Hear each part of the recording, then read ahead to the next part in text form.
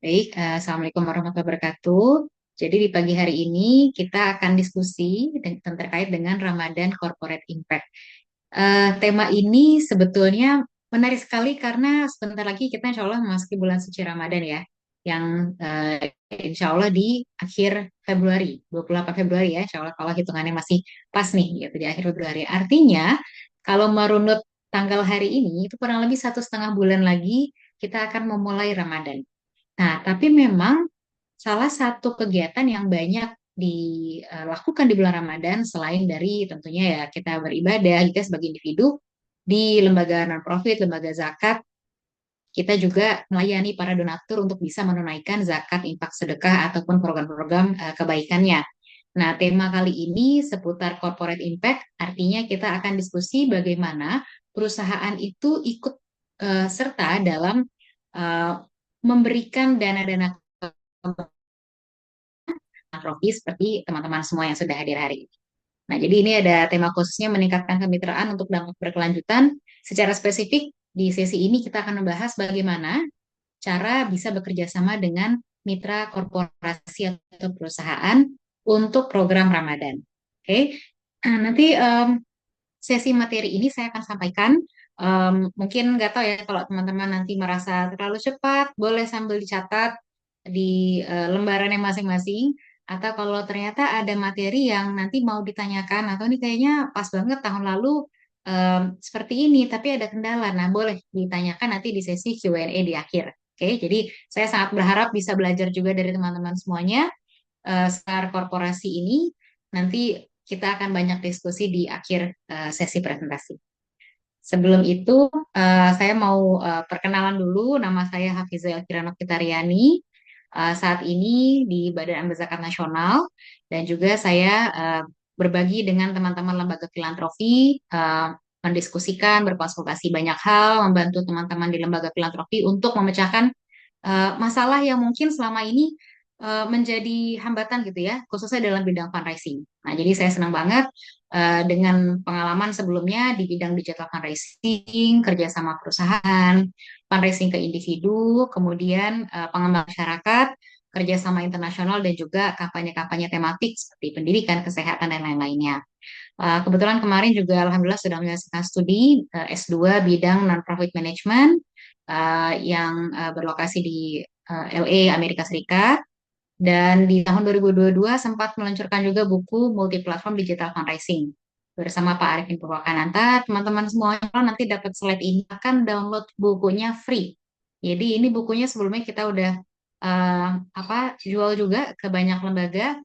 Tapi kali ini saya akan kasih free buat teman-teman semuanya yang sudah hadir di sesi pagi ini. Semoga nanti bermanfaat isinya. Dan jangan lupa untuk bisa berkoneksi ya setelah acara ini melalui LinkedIn dan juga boleh mampir ke YouTube saya. Ada beberapa video yang saya upload terkait dengan fundraising juga. Oke, sekilas perkenalannya, kita akan masuk ke pembahasan pagi ini. Ada 4 hal yang akan kita bahas secara lebih detail. Ya, jadi terkait dengan Ramadan Corporate Impact ini apa saja? Pertama, kita harus tahu dulu kenapa sih harus bekerja sama dengan perusahaan. Kenapa nggak kita fokus ke penggalangan dana individu aja? Ya, nanti kita akan diskusi di situ. Yang kedua, kenapa Ramadan? Apa spesialnya Ramadan dan apa spesialnya Ramadan untuk lembaga kita juga nih sebagai lembaga filantropi.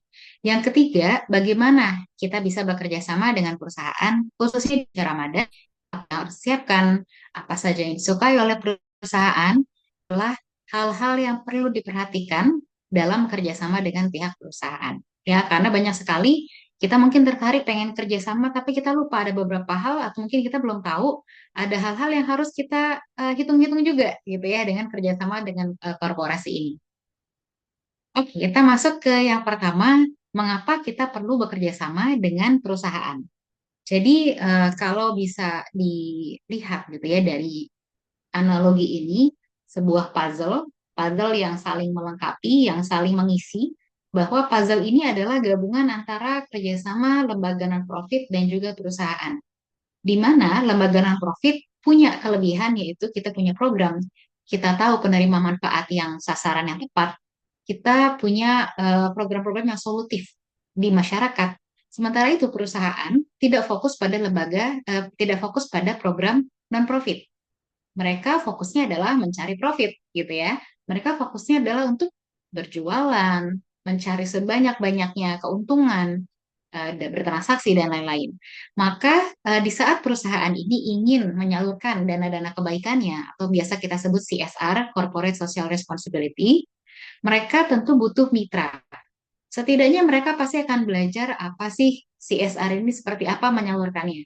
Bagaimana penyalurannya cepat. Bagaimana mengetahui penerima manfaat yang memang benar-benar membutuhkan. Ilmu-ilmu itu, informasi itu adanya di lembaga non-profit. Makanya perusahaan dan kita di lembaga non-profit itu saling membutuhkan, saling melengkapi. Kita di satu sisi tentu butuh pendanaan juga dari perusahaan, dan perusahaan juga membutuhkan kita untuk bisa menyasar penerima manfaat yang ada di lapangan. Karena perusahaan tentu fokusnya berbeda gitu ya dengan kita. Nah, makanya dua expertise yang kita miliki di lembaga non-profit dan di perusahaan itu kita gabungkan gitu. Nah, banyak mindset yang mungkin selama ini gitu ya, teman-teman pernah alami. Kita di lembaga non-profit ini mungkin seperti minta-minta ya jatuhnya. Benar nggak sih? Aku dulu juga sebelum banyak kecimpung gitu ya, mikirnya fundraising ini kita kayak minta-minta nggak ya? Kita kayak marketing nggak ya? Kita kayak sales ya? Padahal sebenarnya mindset ini harus kita luruskan dulu bahwa kita di lembaga non-profit itu bukan tangan di bawah yang minta-minta ya. Mungkin analoginya tangan di atas, tangan di bawah, karena yang ngasih uang tangan di atas, kita yang terima dana tangan di bawah. Padahal tidak seperti itu. Lembaga non-profit dan perusahaan itu saling berkaitan, saling sejajar posisinya. Kita bermitra gitu ya. Istilahnya kita bermitra. Jadi kita punya nilai lebih, perusahaan punya nilai lebih. Nilai lebih ini yang kita gabungkan gitu ya. Perusahaan punya funding, dia punya concern, dia punya keinginan melakukan kebaikan di masyarakat, kita punya itu yang dibutuhkan perusahaan, makanya kita bekerja sama gitu ya. Jadi saya ingin meluruskan dulu, menyamakan frekuensi bahwa kita kerjasama dengan perusahaan dalam rangka kemitraan gitu ya. Makanya tadi disebut di judulnya itu bagus banget, kemitraan untuk berkelanjutan gitu ya. Jadi itu betul sekali. Nah, jadi setelah tahu positioning kita bahwa kita bermitra dengan perusahaan, maka kita juga perlu tahu apa saja sih kelebihan kerjasama dengan perusahaan. Banyak yang berpikir kita itu kerjasama dengan perusahaan, oh, mungkin mau cari uangnya doang gitu ya, ibaratnya mau fundraisingnya aja. Atau sebenarnya ngapain juga ya kerjasama dengan perusahaan, toh kita donatur individu, donatur pribadi, udah banyak juga gitu di lembaga kita, di yayasan kita. Oke, mungkin memang kita sudah punya pendanaan dari individu ya, dari donatur perorangan. Tapi kerjasama dengan perusahaan juga bisa menghasilkan dampak yang cukup signifikan buat yayasan atau lembaga kita. Pertama, karena bisa menguatkan brand visibility. Maksudnya apa? Maksudnya di sini adalah kalau yayasan kita kerjasama dengan perusahaan besar gitu ya di Indonesia. Contohnya yang paling simpel Wardah misalnya.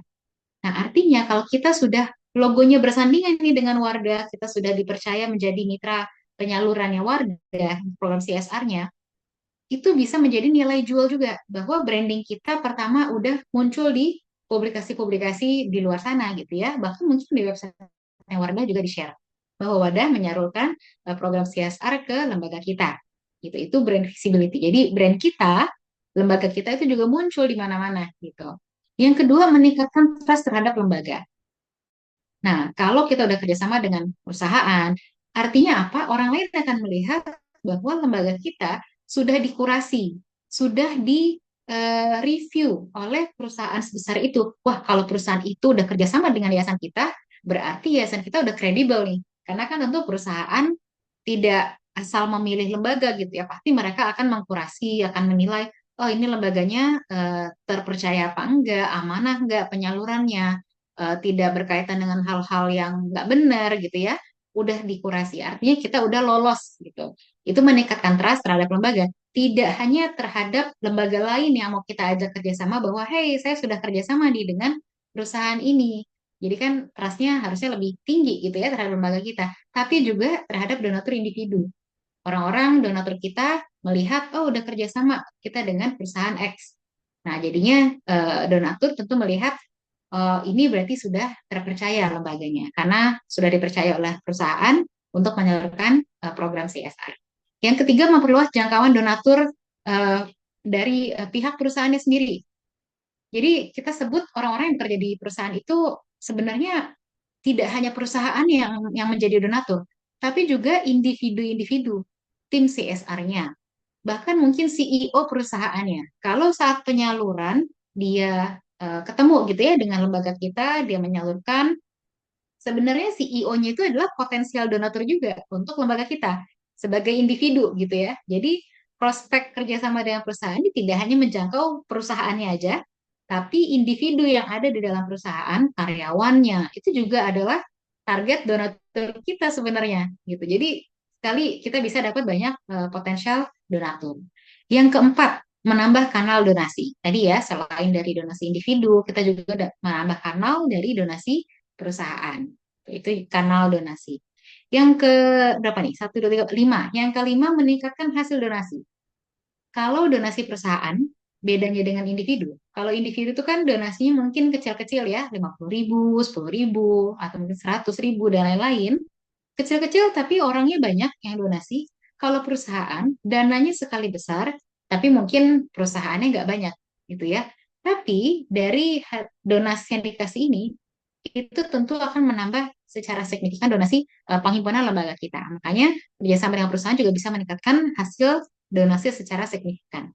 Yang berikutnya adalah menambah added value, memberikan added value bagi perusahaan dan juga bagi kita. Bahwa program ini disupport oleh perusahaan, maka ada nilai-nilai yang akhirnya kita kalahkan nilai program yang kita miliki dengan value yang dimiliki oleh perusahaan juga. Biasanya perusahaan tuh mungkin tenang kalau program, contohnya ya di Ramadan kan ada program eh, berbagi makanan berbuka puasa ya atau takjil gitu. Nah mungkin dengan takjil kerjasama takjil, kita biasanya program takjil tuh seperti ini paketan isi takjilnya. Terus dengan bekerja sama dengan perusahaan, perusahaan mungkin agak concern dengan kayaknya takjilnya mungkin dibikin lebih sehat deh. Coba tambahin ini itu, akhirnya program takjil kita menjadi lebih baik lagi gitu karena kita kerjasama perusahaan, mereka juga menambahkan value di dalam program kita gitu ya. Jadi mungkin kita mau kampanye gaya hidup sehat, jadi takjilnya pun kita akhirnya buat kemas secara berbeda. Jadi ada added value. Kemudian yang terakhir, mendorong pendermawan perusahaan. Banyak sekali perusahaan yang mencari-cari lembaga untuk karyawannya itu bisa menjadi relawan di program-program CSR mereka. Jadi ini adalah langkah yang mungkin potensial untuk lembaga kita menjadi mitra agar karyawannya bisa juga ikut menjadi relawan di program kerjasama CSR kita. Jadi mendorong juga kedermawanan perusahaan dan juga karyawan di dalamnya. Nah ini kurang lebih kelebihan kerjasama dari sisi kita sebagai yayasan, sebagai lembaga filantropi. Bagaimana manfaat CSR sendiri bagi perusahaan?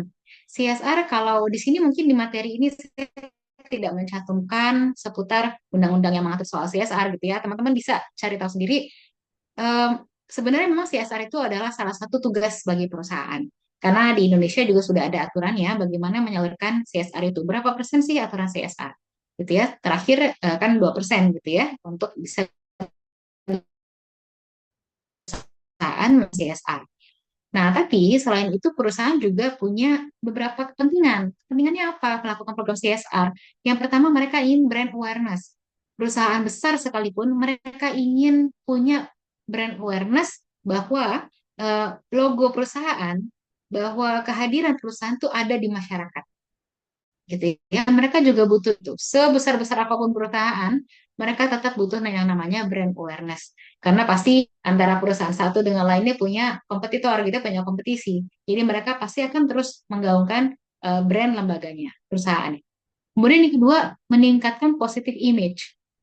Jadi mereka juga butuh perusahaan, butuh positive image, butuh image tentang perusahaan ini yang positifnya sering berbagi, perusahaan itu senang apa berbagi ke masyarakat, meningkatkan citra perusahaan juga. Dan program ini juga ada award teman-teman. Kalau teman-teman mungkin perhatikan gitu ya, di beberapa acara perusahaan itu juga ada lombanya, ibaratnya ada awardnya bagi perusahaan yang punya program CSR terbaik. Nah, makanya program CSR menjadi kepentingan perusahaan juga untuk dilakukan dan kita adalah mitra yang sangat tepat buat bekerja sama. Nah, yang ketiga, meningkatkan Sales. Teman-teman mungkin boleh coba googling gitu ya, istilahnya dari cost related marketing. Saya coba tambahkan di kolom chat ya bagi teman-teman yang mungkin berminat untuk cari tahu lebih lanjut. Saya tulis. Oke. Silakan teman-teman, kalau lagi di depan laptop atau kalau nggak depan laptop, depan handphone boleh cari tentang ini, copy paste aja. Istilah Inggris ya, istilah di mana itu untuk perusahaan itu ingin agar kerjasama sosialnya ini itu tetap menghasilkan sales bagi perusahaannya. Jadi cost related marketing itu contohnya udah banyak ya sebenarnya dilakukan. Contohnya misalnya gini, dengan membeli, misalnya ya, saya kebetulan ada tisu nih samping, dengan membeli satu tisu ini, Anda telah berdonasi Rp1.000 untuk program anak yatim, untuk membantu anak yatim di Indonesia, misalnya. Itu cost related marketing. Artinya maksudnya, marketing produk di mana orang itu diajak membeli produk perusahaan itu yang nanti sebagian dari keuntungannya disalurkan untuk program kebaikan. Nah, itu cost related marketing. Cost related marketing bisa juga ditawarkan oleh kita sebagai pihak non-profit mengajak mengajak perusahaan untuk mau nggak produknya, misalnya mungkin perusahaan itu jual biskuit gitu ya. Biskuit ini apa dalam setiap penjualan itu ada nilai kebaikannya. Yaitu misalnya senilai berapa disalurkan untuk program donasi, disalurkan melalui lembaga kita, misalnya gitu. Jadi tentunya kalau ada gimmick gitu ya, bagi perusahaan itu dilihat itu gimmick. Gimmick seperti itu bisa meningkatkan citra positif mereka juga. Oh, perusahaan ini mendukung program kebaikan gitu ya. Mungkin kalau spesifik membantu membantu eh, menyediakan air bersih di NTT misalnya. Contoh, jadi spesifik ke daerah tertentu itu juga bisa. Bahkan mungkin menambah nilai juga mereka daerah tersebut. Jadi meningkatkan sales mereka. Ini employee engagement seperti tadi ya yang udah ada di poin sebelumnya, perusahaan juga ingin agar karyawannya punya sisi sosial yang tinggi. Karyawannya diajak untuk bantu menyalurkan, memberikan barang itu kepada penerima manfaatnya gitu. Jadi ternyata program CSR juga bermanfaat bagi perusahaan. Ya, tidak hanya untuk kita nih yang lagi mau galang dana program CSR ke perusahaan. Nah, kita masuk ke bagian yang kedua tentang mengapa Ramadan. Saya nggak akan banyak kasih poin di Ramadan karena saya yakin teman-teman semuanya sudah menggalang dana di Ramadan. Jadi Ramadan kita udah tahu bulan penuh kebaikan, bulan penuh keberkahan, di mana di situ juga dilipat gandakannya pahala dan menjadi bulan yang paling banyak orang-orang tuh berbagi gitu ya kepada sesama. Nah, jadi Ramadan sendiri memang sudah spesial. Nah, tapi ada satu grafik ini yang mau saya kasih tahu ke teman-teman. Bagi teman-teman yang berasal dari lembaga zakat, mungkin grafik fundraising ini kira-kira dalam setahun ya. Tapi bagi teman-teman yang mungkin bukan dari lembaga zakat, dari yayasan yang mungkin tidak menerima, bisa jadi berbeda, bisa juga. Nah, ini kan highlight di sini, menggaris bawah lembaga non-profit itu punya hasil penggalangan dana yang lebih tinggi itu di bulan Ramadan. Bahkan bisa jadi 40% hasil fundraising dalam setahun itu ada dalam yang pelajari di itu penghasilan atau pengumpulan Ramadan itu bisa mencapai 40% rata-rata dibandingkan total pengumpulan dalam setahun. Gitu ya. Jadi memang besar banget pengumpulan Ramadan. Selain karena orang bayar zakat kebanyakan di Ramadan dan juga banyak perusahaan individu yang maunya berbaginya tuh di bulan Ramadan lebih besar gitu ya komposisinya dibandingkan di bulan-bulan lainnya. Makanya Ramadan ini sangat spesial. Dan Ramadan itu maju terus ya. Kalau sekarang mungkin di bulan Maret nih. Kebetulan di sini pas banget sebulan ya, pas di bulan Maret. Mungkin tahun depan kan nanti maju lagi 12 hari, maju terus. Grafiknya akan berubah. Tapi yang nggak berubah adalah tingginya tetap insya Allah di Ramadan. Paling tinggi pasti di Ramadan. Ya, khususnya di lembaga zakat. Nah, makanya Ramadan ini menjadi momentum untuk kita bisa menggalang dana, gitu, mengajak orang melakukan banyak kebaikan. Oke, poin inti dari sesi kita pagi ini adalah bagian ini. yaitu bagaimana cara kita bisa bekerja sama dengan perusahaan. Saya buat di sini ada 8 tahapan bagaimana kita bisa membuat kerjasama dengan perusahaan, menawarkan kerjasama. Tahapannya dari awal sampai akhir tuh ini, kira-kira gitu. Kalau teman-teman ikutin tahapan ini, insya Allah eh, apa ya, sangat memudahkan kita untuk mengatur apa nih berikutnya, apalagi ya. Jadi teman-teman tahu ujung ke ujungnya itu apa, kerjasama perusahaan. Yang pertama, yang paling kiri adalah riset perusahaannya. Teman-teman harus riset dulu. Riset itu mungkin kalau bahasa mudahnya adalah teman-teman bikin data deh, mau kemana aja nih nawarin programnya, gitu ya. Program proposal ini mau ditawarkan kemana aja. Teman-teman harus tahu perusahaan mana aja ya yang mau kita sasar. Itu yang pertama. Yang kedua, proposalnya dibuat. Nanti kita bahas proposal itu seperti apa sih, gitu ya. Yang ketiga, hubung mereka. Kita kontak mereka. Kita kontaknya nanti kita bahas. Yang keempat, kita meeting. Meeting biasanya follow up. Meeting ini nggak harus meeting formal gitu ya. Bisa jadi kita ketemu ke kantornya, bisa jadi kita ngobrol gitu ya. Jadi kita bertemu. Yang kelima adalah perusahaan itu kerjasama minimal banget surat kerjasama.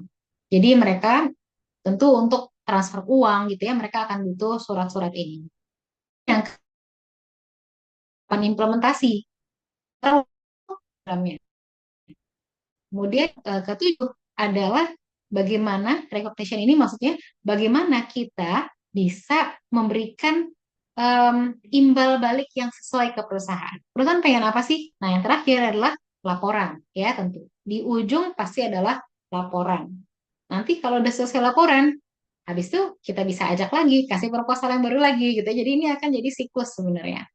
Oke, kita bahas dulu yang pertama adalah riset tentang perusahaannya. Sekarang, tadi kan teman-teman udah cari tahu seputar cost related marketing ya. Sekarang teman-teman googling lagi, tulis ini, CSR, spasi Ramadan, spasi Jakarta. Kalau teman-teman tadi saya dengar ada dari Makassar, ada dari Tasik, boleh tulis Jakartanya diganti kota masing-masing. Ya, silakan dicari ini di Google CSR, Ramadan, nama kota teman-teman semuanya. Lihat seperti apa tampilan yang ada di Google. Saya mungkin coba sekalian mau kasih ini ya, kasih lihat juga bagaimana sih kalau cara kita melakukan riset donatur. Oke, CSR Ramadan Jakarta ya. Misalnya kita coba masukin Jakarta. Kalau teman-teman di sini lihat, itu akan muncul banyak website-website gitu ya. Bagaimana di sini artikel seputar Ramadan dan CSR dan Jakarta itu muncul.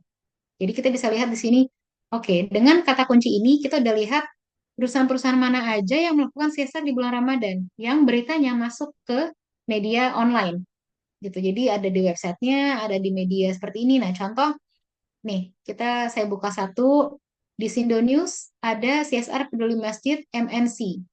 Nah, artinya nih, oh oke, MNC, jadi cara mencari tahu perusahaan mana aja yang punya program CSR di Ramadan, salah satunya adalah dengan kita googling aja.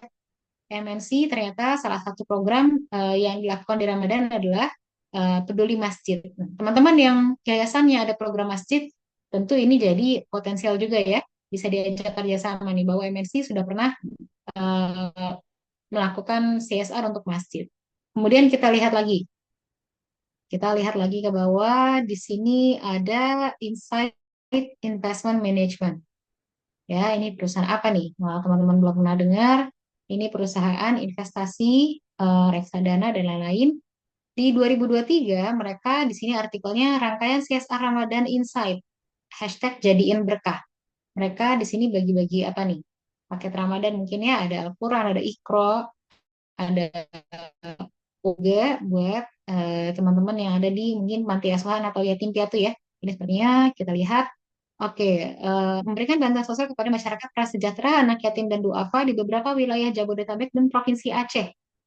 Nah, jadi PT Insight Investment ini juga bisa jadi salah satu target perusahaan yang mungkin akan kita sasar. Oke, jadi cara pertama adalah ya tentunya dengan kita melihat aja yang paling gampang di Google. Kita Google dulu dan cari di kota masing-masing.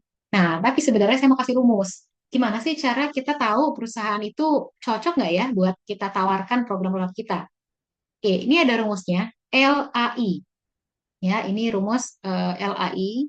Eh, yang pertama, L itu adalah linkage. Maksudnya kita cari perusahaan yang pertama bisa jadi areanya dekat dari kantor yayasan lembaga kita gitu. Cari tahu. Makanya tadi di googlingnya ada kota kita masukin juga gitu ya, Jakarta, Makassar, Aceh misalnya dan lain-lain. Itu adalah linkage. Cari linknya. Link itu artinya ya apa sih kedekatan kita dengan perusahaan itu? Apakah kita satu kota? Apakah kita pernah ada di event mana gitu kita ketemu gitu ya mungkin? Atau mungkin kita kenal dengan orang yang kerja di perusahaan itu, jadi kita cari tahu itu semua. Perusahaan mana aja sih yang kita kenal nih orang-orangnya gitu. Dan nggak harus kita orang fundraisernya ya. Mungkin kita bisa bertanya ke Dewan Pengawas Yayasan kita. Kita bisa bertanya ke direktur atau presiden direktur lembaga kita. Eh, Pernah kenal dengan apa presdir atau CEO perusahaan mana aja yang pernah terhubung, itu kita data, kita masukkan ke dalam potensial perusahaan yang akan kita prospek. Yang kedua, ability. Maksudnya, kemampuan perusahaan untuk berdonasi. Kalau Ramadan sih harusnya perusahaan mah ada ya program Ramadan gitu. Jadi di sini kita melihat apakah perusahaan itu sudah pernah berdonasi nih di bulan Ramadan. Mereka udah pernah melakukan program CSR di Ramadan. Jadi kemampuan perusahaan untuk berdonasi. Dia pernah nggak sih donasi gitu untuk CSR ini. Yang ketiga adalah interest. Mereka tertarik nggak ya dengan program kita? Nah, kalau tadi kita lihat misalnya Insight ya, kalau yang tadi kita lihat di Google, Insight berdonasi untuk program anak yatim dan duafa. Berarti mereka punya ketertarikan dengan program yang sifatnya untuk anak yatim dan duafa. Kalau lembaga kita juga fokus programnya di situ, kita bisa tawarkan program yang sama ke mereka. Atau mungkin mereka tertarik, kalau mereka tertarik dengan program anak yatim dan duafa, bisa jadi mereka tertarik program pendidikan. Kalau kita ada program pendidikan, artinya mereka punya interest yang kira-kira mirip juga nih dengan program yang kita punya. Jadi cari lembaga-lembaga yang punya tiga kaitan ini. Bisa salah satu juga boleh. Cari yang pertama perusahaan yang areanya dekat sama kita atau kita kenal dengan perusahaan itu. Yang kedua perusahaan yang punya program CSR di Ramadan. Dan yang ketiga mereka punya program yang pas dengan yang kita miliki di lembaga kita. Ya, ini potensi donaturnya kalau mereka punya tiga-tiganya, artinya peluangnya lebih besar untuk kita bisa kerjasama gitu. Faktor lainnya yang bisa memperbesar peluang ini adalah tentu bagaimana kita pendekatan gitu ya. Nanti kita bahas di tahapan kedua. Kalau teman-teman sudah bisa meriset tadi, mencari tahu perusahaannya tertarik di mana, ada di mana dan lain-lain, di data. Jadi setelah di googling kayak tadi, di data buatkan spreadsheet, nama perusahaannya apa, mereka program CSR sebelumnya apa, konflik mereka apa gitu ya, dimasukin alamatnya di mana, keterangan mungkin bisa diisi dengan kita sudah kontak apa belum, atau masih kita kirim proposal tahapan sekarang, atau tahapan sekarang mungkin sudah pembuatan surat perjanjian kerjasama misalnya gitu ya. Jadi di sini bisa diisi gitu, teman-teman bisa bikin catatan sendiri. Tahapan yang kedua setelah kita tahu, oke kita mau menyasar siapa aja, yang kedua adalah bikin proposalnya. Saatnya teman-teman membuat merangkai proposal. Proposal pasti sudah pernah bikin. Bagian intinya pasti adalah visi, misi, nilai perusahaan atau nilai lembaga kita. Kemudian gambaran program apa saja yang kita tawarkan di Ramadan ini. Kemudian yang tidak kalah penting adalah bagian kontraprestasi. CSR mungkin memang menjadi tanda kutip kewajiban perusahaan, tapi perusahaan juga punya kepentingan bahwa mereka ingin logonya itu muncul gitu ya. Nah, kontraprestasinya apa? Kemudian yang terakhir adalah kontak orang yang ada di lembaga kita. Jadi kalau tertarik nanti bisa hubungi dengan siapa, gitu ya. Nah, saya mau kasih penjelasan dulu untuk foto yang di sebelah kanan ini. Ini contoh penyaluran donasi dari IKEA untuk Save the Children. Di sini penyerahan donasi program satu boneka sama dengan 1 euro. Nah, kalau teman-teman ingat istilah tadi cost related marketing, seperti ini kira-kira ya contohnya. Jadi di IKEA, IKEA kan IKEA gitu ya. IKEA ini mereka kan jualan produk banyak gitu ya. Salah satunya adalah boneka. Boneka itu dijual yang sebenarnya mereka ingin menjadikan program CSR mereka mengajak orang-orang berdonasi. Boneka ini dijual, tapi 1 euro dari hasil penjualan boneka itu akan dijadikan donasi untuk Save the Children, gitu ya, untuk program yang mungkin udah disepakati. Nah, ini kira-kira contoh kerjasamanya. Kontrak prestasi yang mungkin ditawarkan juga bisa jadi dalam bentuk penayangan logo, kemudian juga misalnya penyebutan kalau di acara gitu ya, sifatnya di acara itu bisa add tips, kita disebutkan oleh MC misalnya. Atau kalau misalnya mau bagus lagi, kita punya koneksi nih ke media-media lokal, kita bisa tambahkan, kita akan eh, apa namanya bikin press release, kita sebar ke media-media lokal misalnya gitu ya. Jadi apa yang membuat perusahaan itu bisa muncul di mana-mana itu akan mereka senangi ya, itu bisa ditambahkan di bagian kontrak prestasi. Nah, ini juga program umum CSR di Ramadan yang udah jadi template kayaknya ya. Yang paling kiri atas itu adalah program takjil ya, takjil dan buka puasa. Itu udah umum banget deh. Dan perusahaan insya Allah pasti mau beli nih program ini gitu ya. Jadi mereka pasti mau. Yang kedua, yang tengah atas ini adalah program bersih-bersih musola. Nah, jadi mau Ramadan, biasanya nih pra Ramadan juga udah bisa dimulai mengajak donasi untuk bersih-bersih musola. Di foto ini sebenarnya eh, orang-orang Mas dan Mbak yang pakai kaos merah ini, mereka itu eh, dari salah satu perusahaan dari hotel yang lokasinya ada di dekat musola tersebut. Hotel itu memberikan program CSR dalam bentuk karyawan tim cleaning service-nya itu membersihkan musola di tersebut, gitu. Yang kebetulan lokasinya dekat dari lokasi hotelnya. Itu bagian dari program CSR juga sebetulnya ya. Nah, yang ketiga yang paling kanan atas ada paket Ramadan. Ini juga udah umum dan ini juga banyak disukai oleh perusahaan karena bisa menaruh logo juga gitu ya di situ di goodie bag-nya misalnya. Kemudian kiri bawah ini dari teman-teman yatim mandiri punya program pemberdayaan ekonomi model usaha UMKM Ramadan. Di Ramadan pasti kan kita tahu banyak UMKM jual makanan berbuka ya pinggir jalan. Nah, itu adalah UMKM yang kemudian dibantu permodalan untuk bisa berjualan selama Ramadan. Perusahaan juga beberapa yang senang di program ekonomi mereka akan memilih juga program ini. Yang terakhir kanan bawah program umum yang kelima yaitu adalah kado lebaran. Nah, kalau di sini mungkin contoh dari rumah zakat ini kado lebaran yatim. Gitu ya, jadi kado lebaran bisa untuk yatim, bisa untuk guru pedalaman, bisa untuk guru ngaji, untuk siapapun. Kado lebaran itu juga program yang menarik untuk perusahaan. Kalau teman-teman punya program ini, maka sudah sangat tepat. Silahkan langsung ditawarkan. Yang tahapan ketiga adalah kita pendekatan. Jadi kita sudah yang kita sudah tahu siapa aja mau kita ajak perusahaannya. Yang kedua, kita sudah menyiapkan proposalnya. Yang ketiga, kita kontak perusahaannya. Nah, mengkontak perusahaan terkesan simpel. Tapi nyatanya kalau dipraktekkan memang susah sekali. Gimana ya cara biar tahu orang CSR di perusahaan itu? Nah, yang pertama itu website. Kasih saya sekarang manajer CSR-nya. Atau setidaknya kalau nggak tim CSR ya kita paling nggak tahu nama pimpinan perusahaan. Karena nanti kan di surat dan di proposal kita bisa masukkan tujuannya untuk kepimpinan.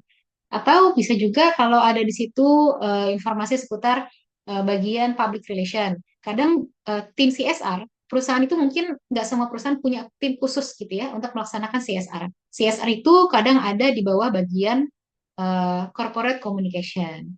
Ada di bagian corporate secretary kadang. Ada juga di bagian public relation. Jadi bisa berbeda-beda tiap perusahaan gitu ya. Nah, cara mengetahuinya ya kita bisa lihat dari websitenya atau mungkin kita melihat juga di beberapa artikel yang pernah ada di media online.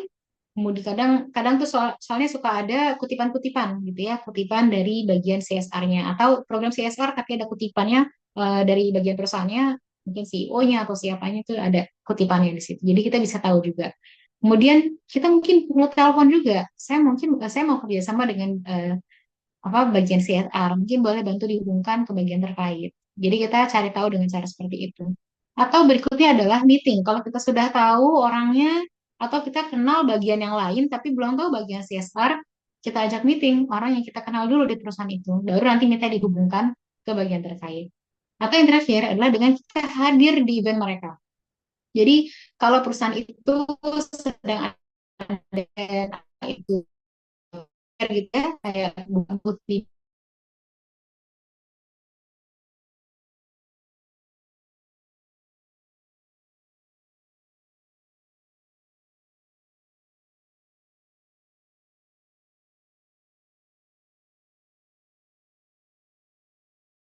bisa hubungin kemana ya. Jadi ada banyak cara untuk bisa pendekatan ke pihak perusahaan.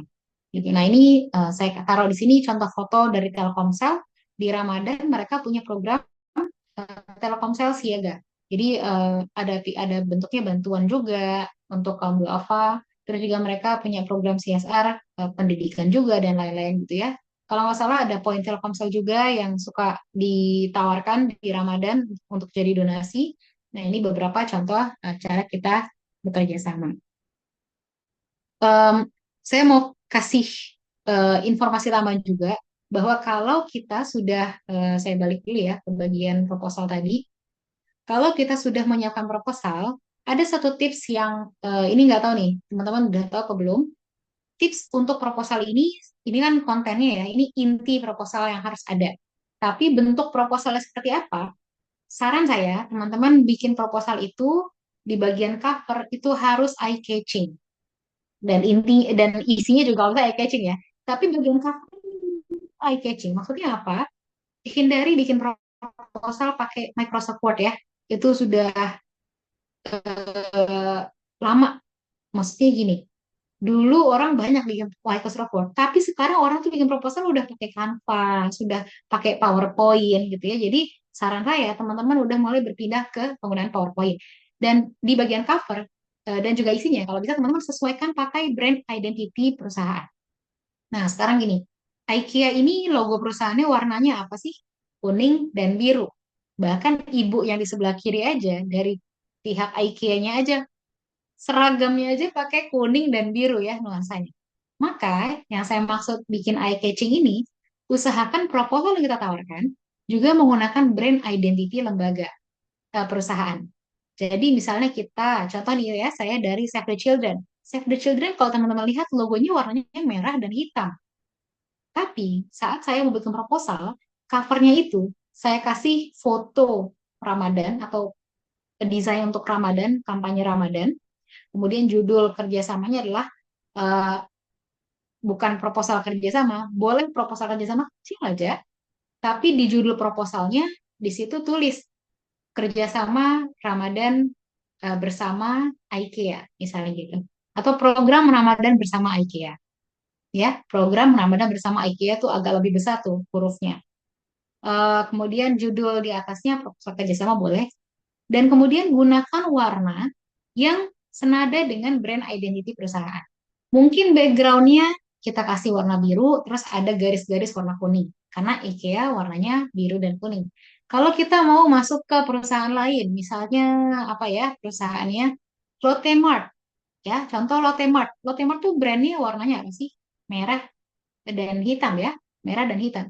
Mungkin backgroundnya bisa warna hitam, kemudian ada ornamen-ornamen kecil warna merah. Terus ada logonya, masukkan logo perusahaan di covernya.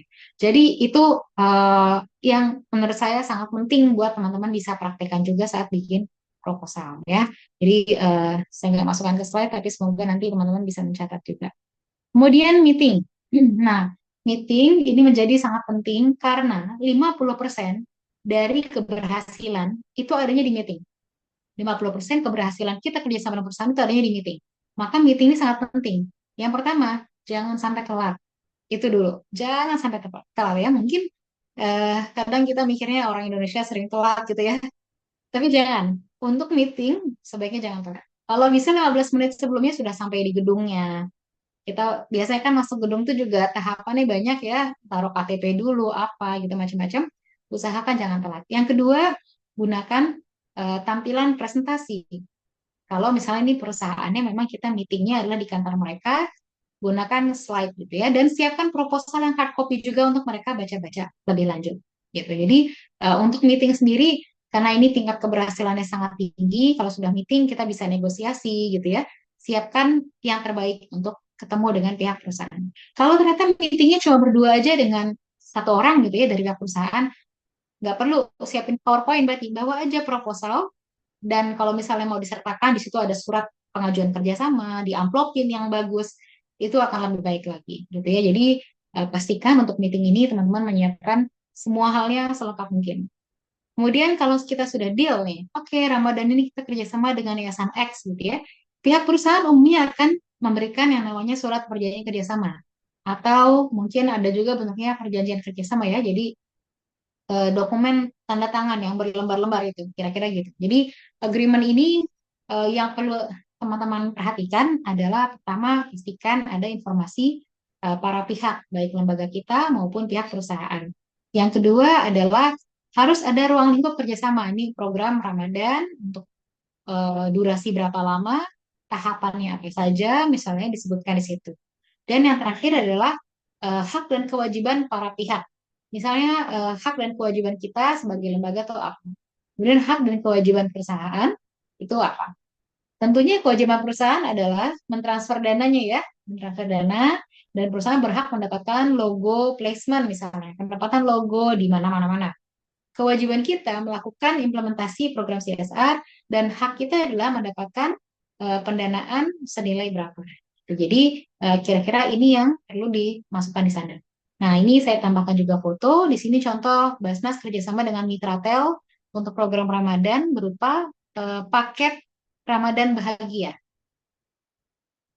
Isi sembako dibagikan ke banyak titik di daerah Jabodetabek. Nah, ini juga contoh bagaimana kita bisa melayani pihak perusahaan tersebut, gitu ya. Ini contohnya. Kemudian masuk setelah selesai tanda tangan kerjasama, kita ke implementasi. Nah, implementasi ini kita pastikan bahwa semua prosesnya berjalan dengan lancar.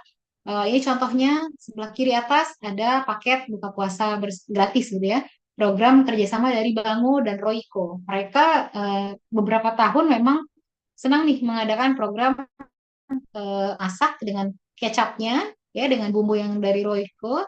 Kemudian jadi makanan buka puasa dan kemudian diberikan ke orang-orang. Contohnya di sebelah kanan bawah. Di sini kerjasama untuk penyaluran 6.800 paket buka puasa. Nah, kalau dirupiahkan ini kan besar sekali ya, teman-teman, 6.800 paket. Dan di bagian kotak dusnya, dus buka puasanya ada logo perusahaannya juga. Nah, itu bagian dari kita kontrak prestasi terhadap perusahaan. Dan dua tahapan terakhir yaitu recognition ini maksudnya adalah kita bisa mencantumkan logo perusahaan. Ya, ini saya kasih contoh satu, Dompet Duafa, program makanan berbuka puasa. Dia punya program mobil yang ini kayak dapur keliling gitu ya modelnya. Dapur keliling, isinya adalah nasi box yang dibagi-bagikan pada saat membuka puasa. Dan di situ ada logo Jasara Harja sebagai perusahaan yang menyalurkan CSR-nya. Dan yang uniknya di sini yang perlu saya kasih tahu juga adalah di publikasinya sini ditulis bukan sponsor ya, tapi persembahan dari. Nah, itu soft banget, kata-katanya soft banget. Persembahan dari Jasara Harja. Nah, ini bagus ya, jadi lebih soft, tidak terkesan sponsor gitu ya misalnya. Jadi penggunaan kata juga penting. Nah, ini contoh logo perusahaan ada di dokumentasi penyaluran CSR-nya. Dan logo ini juga bisa seperti yang foto-foto sebelumnya saya tampilkan, ada di spanduk juga. Pada saat kita memberikan paketnya mungkin kita bikin roll banner, di roll banner juga ada gitu ya. Jadi di media-media yang kita pakai juga ada logo pihak perusahaan. Nah, bagian terakhir dari kerjasama tentunya adalah membuat laporan. Laporan bisa dalam bentuk hard copy kita berikan gitu ya. Contohnya di sini ada inisiatif Zakat Indonesia bikin laporan Ramadan. Eh, ada juga video yang menurut saya nih best practice juga. PT AXA Insurance menyalurkan ke Lindungi Hutan, sebuah yayasan yang berfokus pada lingkungan. Saya mau kasih lihat videonya biar teman-teman bisa sama-sama kita nonton ya. Sebentar aja, video ini mungkin sekitar 2 menit. Semoga teman-teman bisa mendapatkan insight dari model reporting yang cukup berbeda, tidak hanya laporan berupa kayak proposal gitu ya, berupa buku gitu ya, berupa laporan foto-foto, tapi laporannya berupa video. Mari kita sama-sama lihat videonya.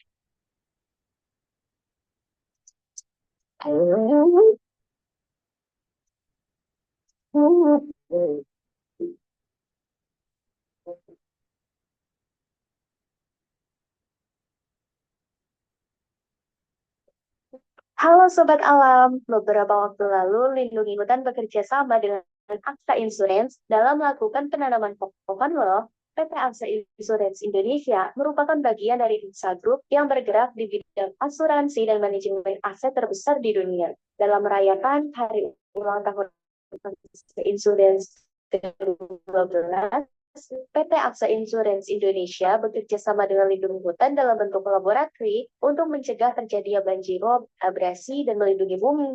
Dengan setiap pembelian satu asuransi kesehatan dan aset di Aksa My Page sama dengan donasi 2 pohon, di mana hasil pohon yang didapatkan akan didonasikan dan dilakukan penanaman. Melalui kampanye alam yang diinisiasinya dengan judul Beri Kado untuk Bumi, spesial HUT Aksa Insurance ke-12, Aksa Insurance berhasil mengumpulkan dan menanam sebanyak 438 mangrove rhizopora di Pantai Bahagia, Kabupaten Bekasi pada 27 November 2023 lalu. Pantai Bahagia berada di Kecamatan Muara Gembong, Kabupaten Bekasi, Jawa Barat. Abrasi terjadi di wilayah ini hingga mencapai 10-20 meter per tahun, sehingga memperpendek garis pantai. Selain itu, banjirop juga kerap terjadi dan mengancam pemukiman warga. Berkaca pada kondisi tersebut, upaya bisa dilakukan untuk mengatasi bahagia, yaitu melalui penanaman mangrove akan memiliki kemampuan untuk menahan dan mengendapkan lumpur sehingga dapat menahan laju ombak yang menerjang daratan.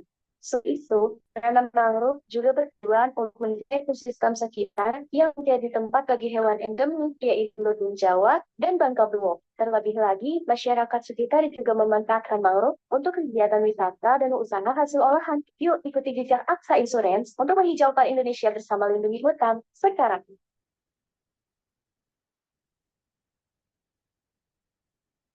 Oke, ya. Jadi ini tampilan video yang menurut saya bagus banget. Nanti teman-teman juga bisa tonton lebih lanjut video-video lain ya. Ini dari teman-teman Lindungi Hutan bikin video untuk setiap program CSR mereka, gitu ya. Menarik sekali.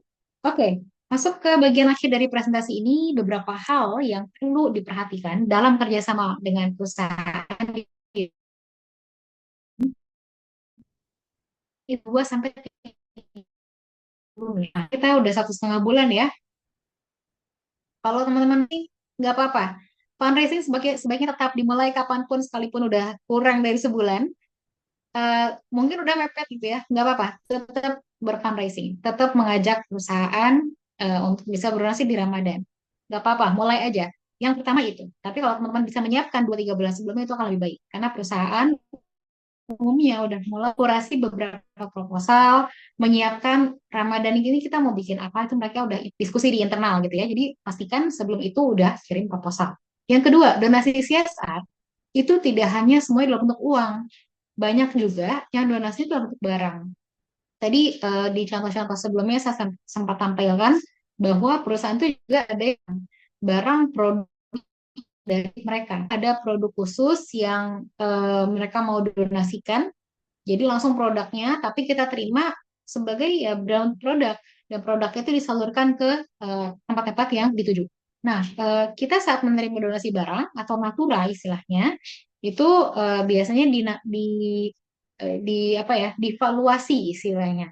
Jadi dihitung kalau secara rupiah ini nilainya berapa barang-barang ini. Biasanya kita lihat dari barang itu kalau dijual harganya berapa, terus dikalikan jumlah barangnya ada berapa. Nah, barulah di situ valuasinya kita terima donasi sebesar ini, nah sebesar 100 juta dalam bentuk barang. Apa? Kursi misalnya kayak gitu ya. Contohnya seperti itu. Jadi ada juga yang dalam bentuk barang, ada dalam bentuk cash. Nah, saya sarankan kalau perusahaan itu mau berdonasi dalam bentuk barang dan meminta yayasan kita, lembaga kita untuk menyalurkan ke penerima manfaat, saran saya teman-teman tawarkan juga ke pihak perusahaan untuk menambahkan eh, donasi untuk biaya operasional penyalurannya tadi gitu. Karena apa? Kalau kita mau menyalurkan, misalnya perusahaan itu berdonasi barangnya berupa apa ya? Kalau di Ramadan mungkin misalnya gini, perusahaan percetakan Al-Quran. Mereka mau donasi berupa Al-Quran itu sendiri gitu ya. Tolong nih Al-Quran disalurkan di Ramadan ke banyak tempat ini, ke pesantren-pesantren yang di wilayah Bantul misalnya kayak gitu. Contoh. Terus yayasan kita kan pasti butuh operasional pada saat menyalurkan ke pesantren-pesantren tadi. Mungkin Al-Quran dari pasti tuh sekali banyak gitu ya yang butuh mobil operasional untuk penyalurannya. Dan mungkin kita butuh untuk ganti bensin gitu ya, untuk operasional tim dan lain-lain. Nah, saran saya negosiasikan untuk juga menambahkan dari infak untuk operasional penyalurannya gitu. Nah, kadang donasi CSR ini juga yang belum ada di slide sebelumnya. CSR itu kita boleh menambahkan biaya operasional lembaga. Rata-rata orang tuh menambahkan lembaga itu 10 sampai 20%. Nah, kalau best practice-nya itu di 12,5 sampai 15%. Itu best practice-nya. Maksudnya apa? Contoh, kita bikin proposal. Proposal ini dananya itu 85 juta misalnya ya untuk untuk program tersebut.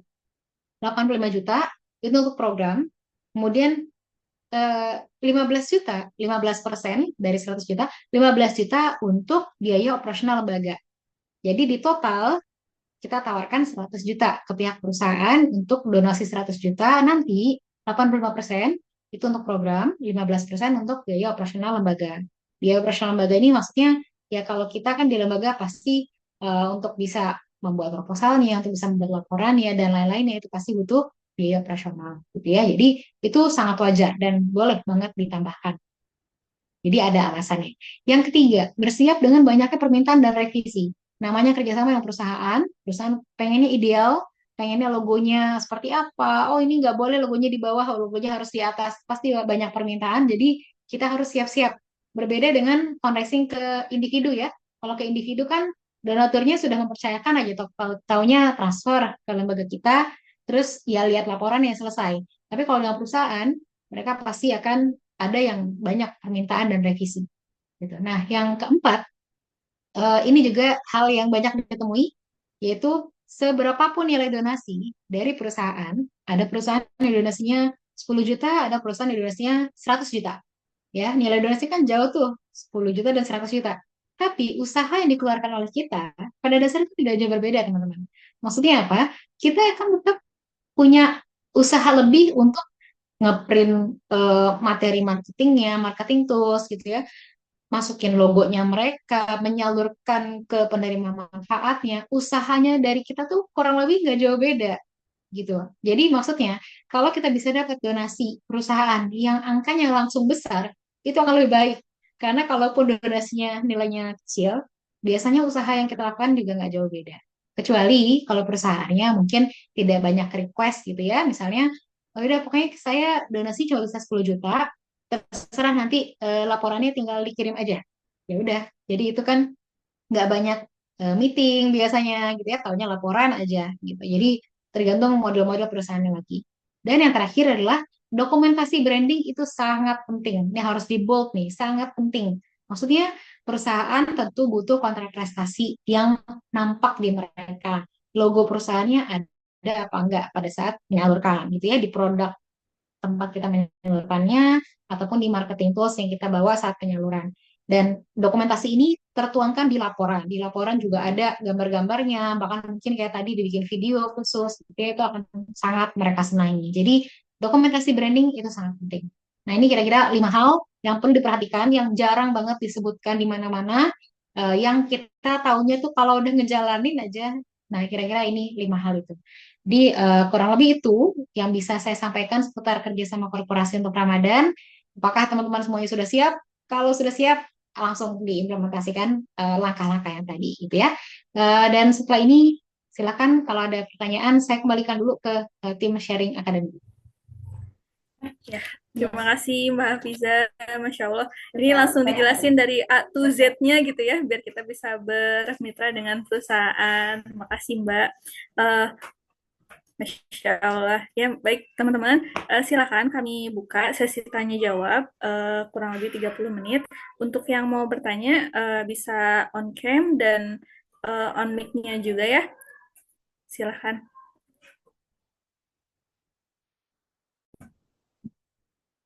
Ada yang mau raise hand dulu?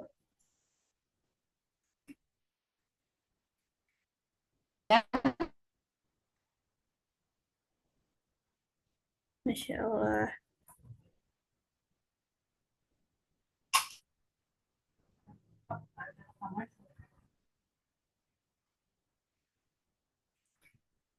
Oke, ada yang raise hand dari sebentar. MBI Mas Putra ya? Ya boleh, silahkan.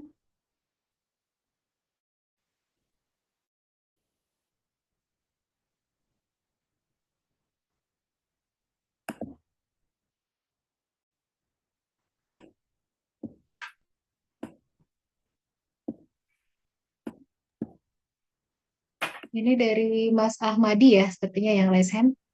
Oh iya, betul. Iya.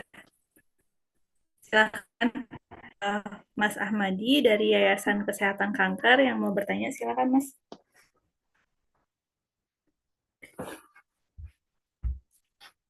Masih mute, maaf Mas. Assalamualaikum Ya, sudah terdengar. warahmatullahi wabarakatuh.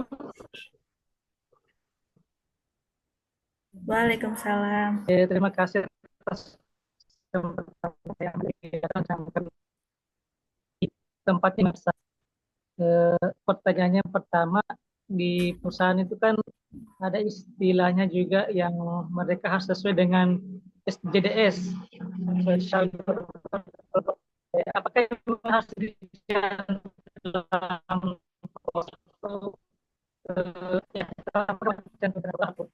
yang kedua, apakah di Mohon maaf, agenda Mas. Ramadan, Tadi Pak kenapa terputus suaranya. Boleh diulang pertanyaan yang pertama? pertanyaan pertama, di perusahaan itu kan ada yang atau ada namanya yang harus dikonekkan dengan SDGs. Ya, apakah harus dimasukkan dalam proposal, dijelaskan ketika pertemuan dan sebagainya. Yang kedua, ketika agenda Ramadan, apakah memang perusahaan itu hanya terfokus pada kayak bagi-bagi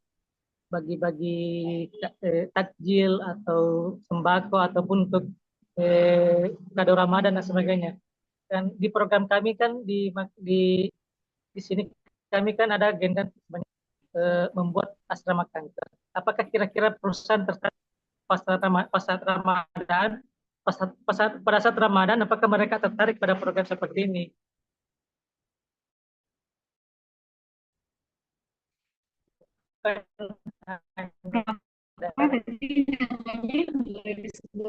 Apakah perusahaan tertarik pada agenda tersebut, bukan cuma kayak bagi-bagi takjil ataupun sembako Ramadan ataupun sembako Lebaran, kado Lebaran.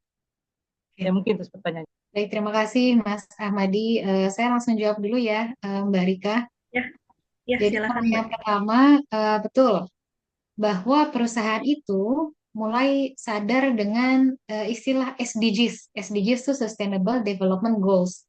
Ada 1 sampai 17 poin yang menjadi pertimbangan perusahaan dalam penyaluran CSR-nya. Kalau teman-teman yang belum pernah dengar istilah ini memang dipakai di global, bagaimana seluruh entitas gitu ya, individu dan perusahaan, lembaga, komunitas itu mencapai sama-sama yang istilahnya SDGs ini.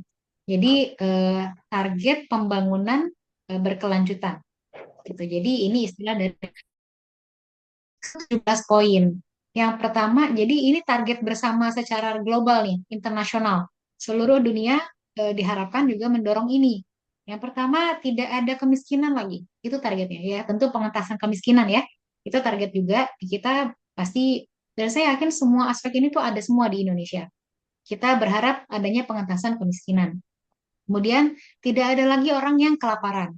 Kemudian kesehatan, pendidikan, kesetaraan, kemudian juga air bersih, energi bersih, energi yang terjangkau, kemudian juga pembangunan ekonomi, infrastruktur, mengurangi ketidakseimbangan, inequalities, kemudian sustainable cities untuk perkotaan dan komunitas yang berkelanjutan, kemudian konsumsi dan produksi yang bertanggung jawab, kemudian di sini aksi iklim, kemudian juga kehidupan bawah laut, kehidupan di atas tanah gitu ya, di atas bumi, kemudian juga apa namanya kedamaian, keadilan dan juga institusi yang kuat dan juga kerjasama untuk mencapai goals ini. Jadi ada 17 poin dalam SDGs yang juga menjadi perhatian perusahaan. Apakah kita juga perlu mengaitkan? Pertanyaan yang bagus, sebaiknya kalau teman-teman punya informasi atau bisa mengaitkan program kita dengan target SDGs itu bagus. Karena perusahaan tentu akan menjadikan ini dalam annual report mereka, laporan tahunan mereka, bahwa mereka perusahaan juga berkontribusi dalam target SDGs, gitu ya, pencapaian SDGs. Kalau misalnya programnya bagi-bagi takjil, ya itu juga bisa masuk ke poin nomor 2 ya, zero hunger ini. Atau misalnya programnya adalah membangun rumah tahan gempa misalnya, yaitu masuk ke infrastruktur juga gitu di situ. Jadi programnya dikaitkan dengan poin yang berapa. Nah, itu bisa ditambahkan ke dalam materi publikasi kita misalnya, atau pada saat logo di penyaluran tadi ada mendukung SDGs, terus kasih logonya yang mana gitu ya, yang nomor berapa kayak gitu. Itu bisa seperti itu. Nah, pertanyaan yang kedua, kalau Yayasan Kesehatan Kanker tadi di Ramadan, kira-kira donatur suka nggak ya berdonasi untuk pembangunan asrama? Jadi prinsipnya ini sama kayak kita jualan di warung. Di warung itu, kalau di warung nasi Padang ya contohnya, di warung nasi Padang di tempat kita paling banyak, paling laris itu apa sih? Apakah rendang, apakah ayam gulai, atau daun singkong misalnya, atau asam pade dan lain-lain misalnya contohnya. Paling laris itu apa? Mungkin warung nasi Padang di sini dengan warung nasi Padang di Makassar misalnya beda gitu. Mana yang paling laris ya? Karena selera orangnya beda-beda. Nah, jadi maksudnya di sini analoginya adalah kita tahu dulu di Ramadan itu orang sukanya apa. Kalau secara umum aja, Ramadan orang sukanya makan pacar Cina, misalnya. Pacar Cina pasti adanya di Ramadan. Terus iklan yang selalu ada di Ramadan tuh apa sih? Marjan ya, iklan sirup. Itu banyak yang bilang kalau iklan Marjan udah ada di TV, berarti udah mau Ramadan. Jadi uniknya itu. Sampai orang tuh udah ingetnya itu. Jadi sekarang balik lagi pertanyaannya. Di Ramadan orang sukanya berdonasi apa?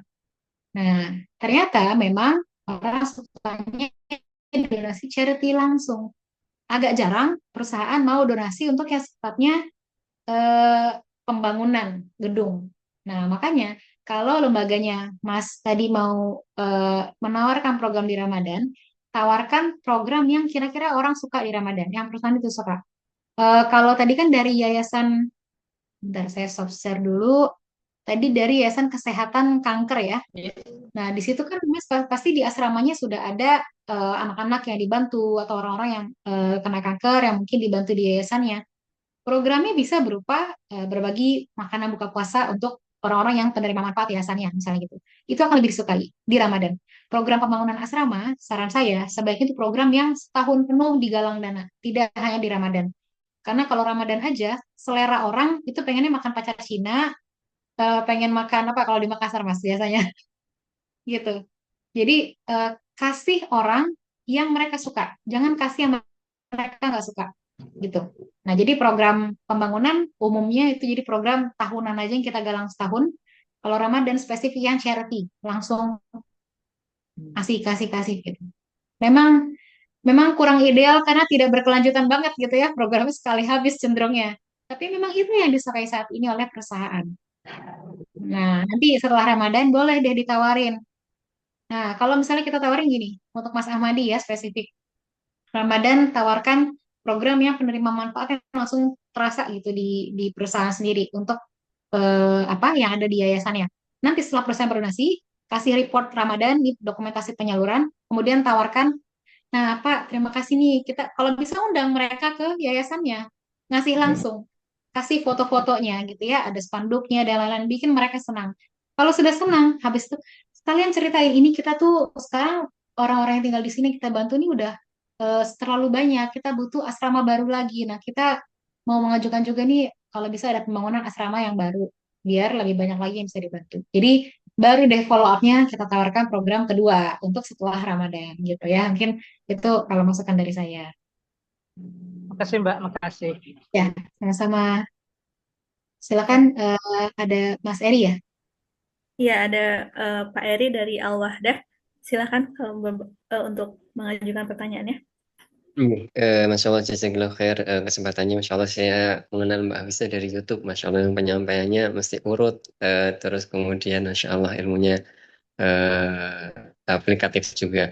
Mohon izinin kami tadi sebenarnya hampir sama dengan pertanyaan dan penanya sebelumnya. Kalau di apa namanya di penanya sebelumnya adalah berkaitan dengan pembangunan rumah kanker. Cuma kami memang bergerak pada kemasjidan yang memang kami awalnya memang bertanya apakah memang relate untuk juga open donasi untuk pembangunan yang pertama tadi mungkin sudah terjawab. Nah, mohon mungkin agak keluar berarti dari kegiatan tentang Ramadan, follow up tadi yang disampaikan oleh Mbak Hafida berkaitan dengan kurang relate untuk donasi bulan Ramadan berkaitan dengan pembangunan.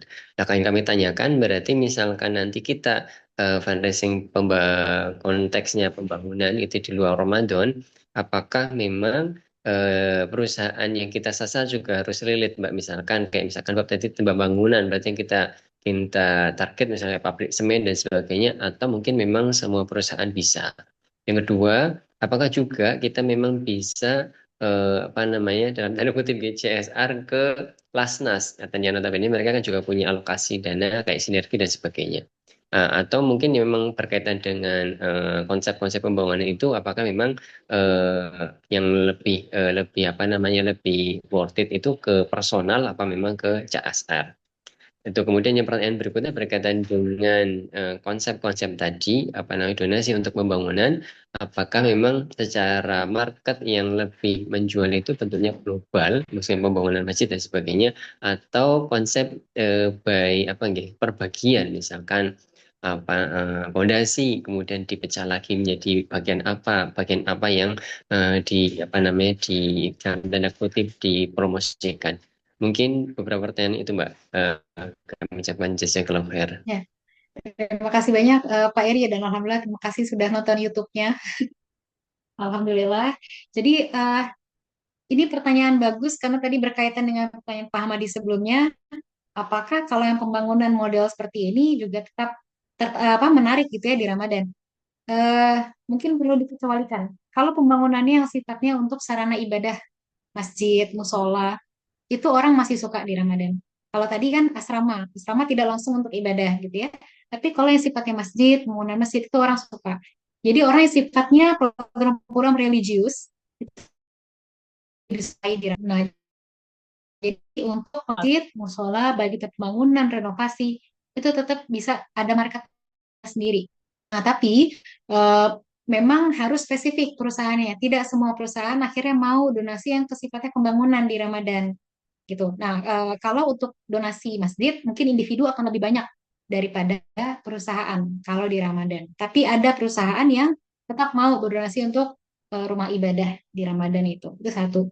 Yang kedua, tadi pengajuannya terbagian atau keseluruhan. Pengajuannya kalau ke perusahaan tetap keseluruhan, Pak. Jadi bikin proposalnya itu langsung untuk pembangunan masjid, kebutuhannya tahap satu ini senilai sekian. Kan pasti pembangunan itu ada tahap-tahapannya.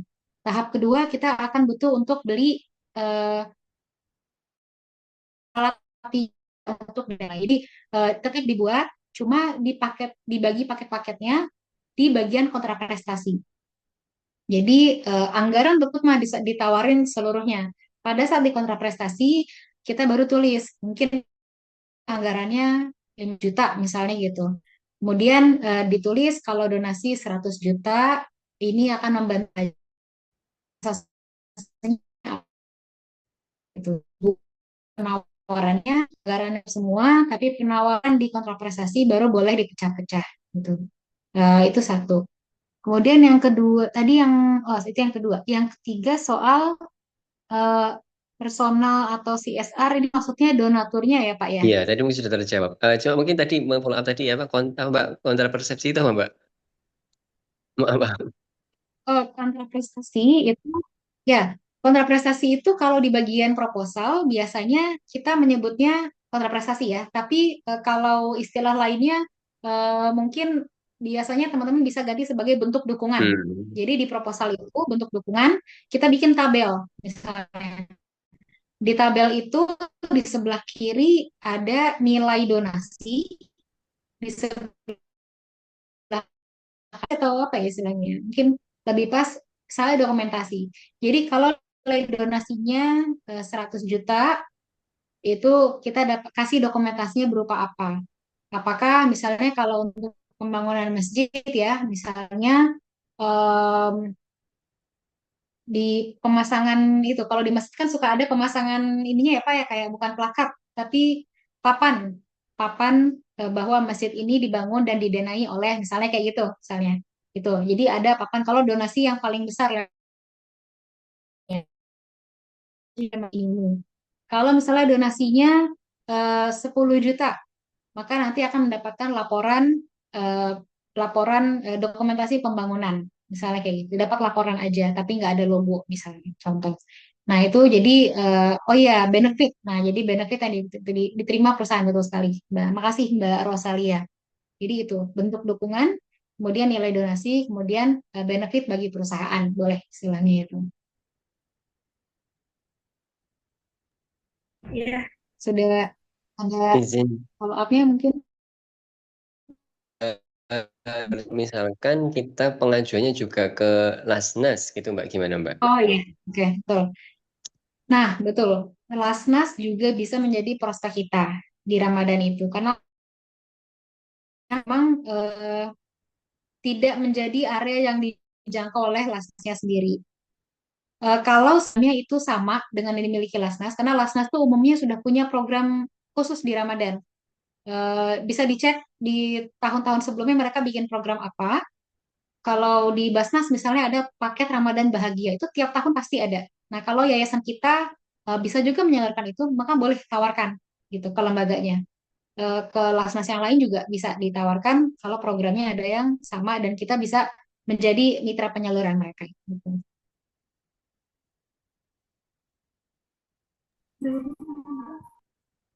bagaimana Pak? Sudah terjawab?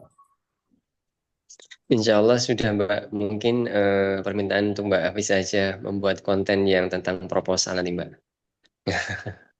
Oke, follow up ya berarti. Oke. Ya, baik. Mungkin nanti kita ada next sesi lagi kali ya, Mbak ya, untuk Ya. pembuatan proposal. Oke, lalu berikutnya eh ada dari Kang Aen ya, yang raise hand. Silakan, Kang Aen. Bismillahirrahmanirrahim. Assalamualaikum warahmatullahi wabarakatuh.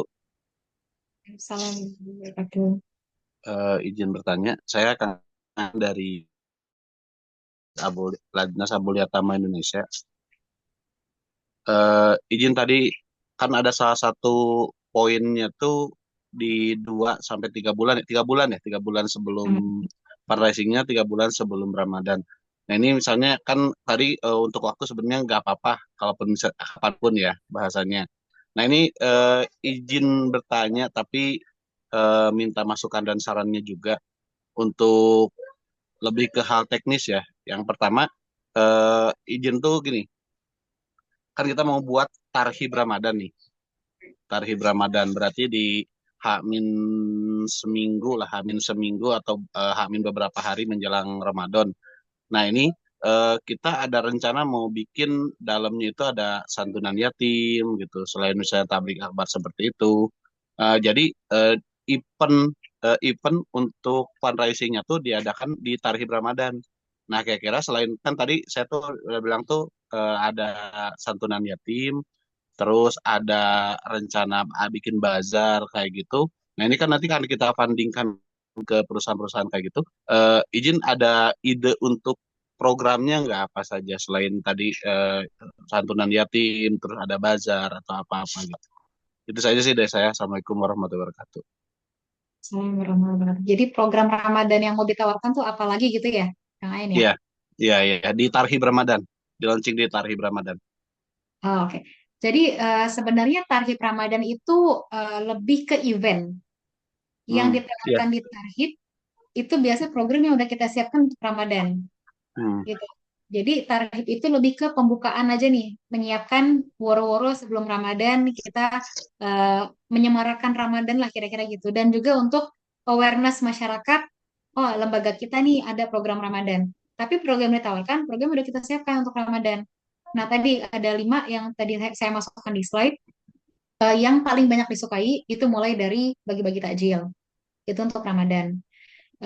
Takjil, makanan berbuka, makanan sahur itu perusahaan tuh suka karena ada tempat untuk mereka naruh logo gitu ya. Kalau iya, perusahaan tuh iya. pengen itu. Yang kedua tadi adalah untuk program bersih-bersih musola. Nah itu juga bisa jadi salah satu target. Kemudian yang ketiga tadi ada program, nih saya sambil tampilkan ya. Tadi mungkin nanti bisa. Oke.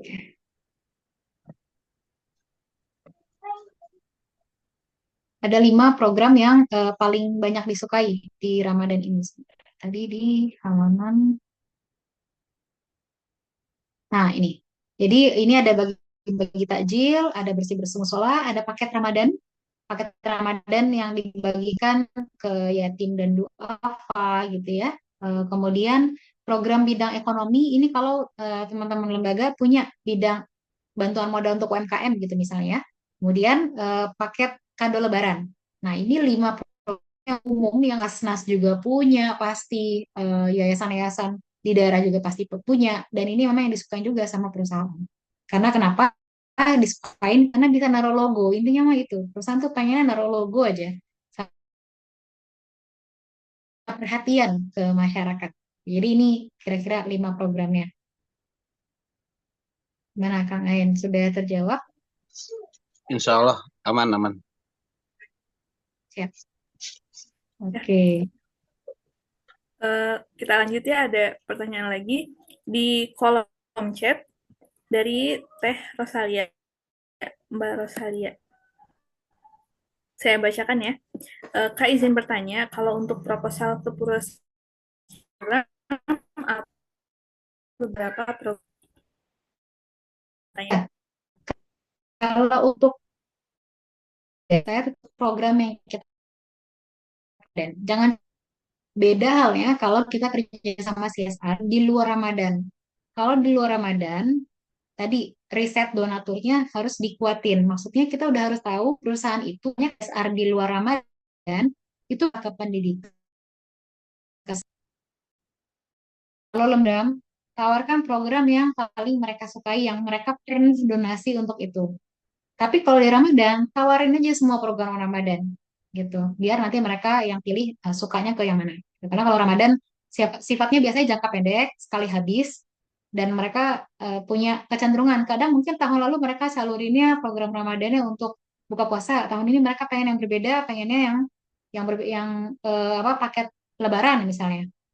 Jadi tawarkan seluruh program Ramadan kalau untuk di Ramadan.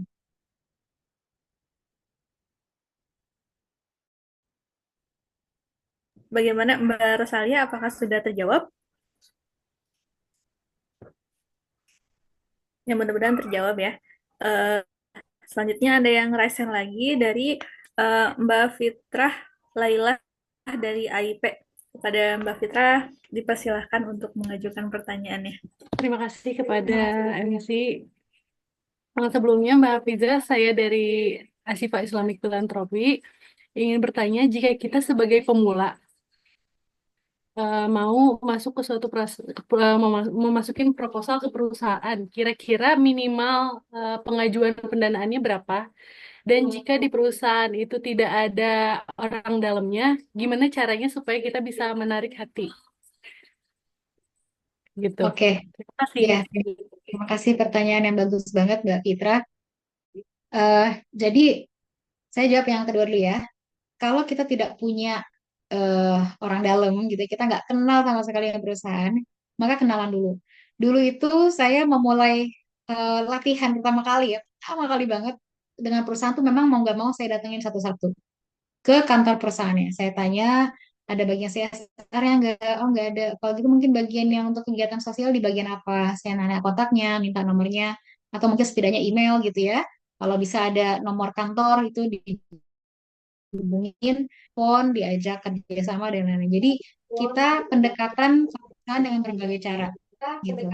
Nah, ya, yang kedua adalah tadi dengan kita datang ke acara-acara perusahaan ya. Kan perusahaannya ada kegiatan eh, apa misalnya mungkin di perusahaan itu, misalnya ya, perusahaan itu bikin kegiatan launching apa, atau mereka lagi ada promosi apa, mereka bikin acara di daerah tempat kita. Itu kita datang, kita ajak kenalan, kita kasih kartu nama, kita kasih tahu kita mau ajak kerjasama dan lain-lain gitu.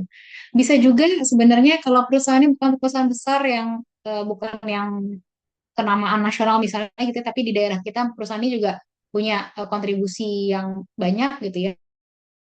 Kita tahu perusahaan ini apa penghasilannya juga tinggi, mungkin ya kita bisa datang ke kantornya, mampir ke kantin, kadang mereka sambil makan kita coba, oh iya Pak ini dari perusahaan ini ya, mungkin ada kalau bagian ini di mana ya Pak, jadi non formal gitu Mbak Fitra, kita iseng aja masuk ke kantin ya kalau bisa gitu.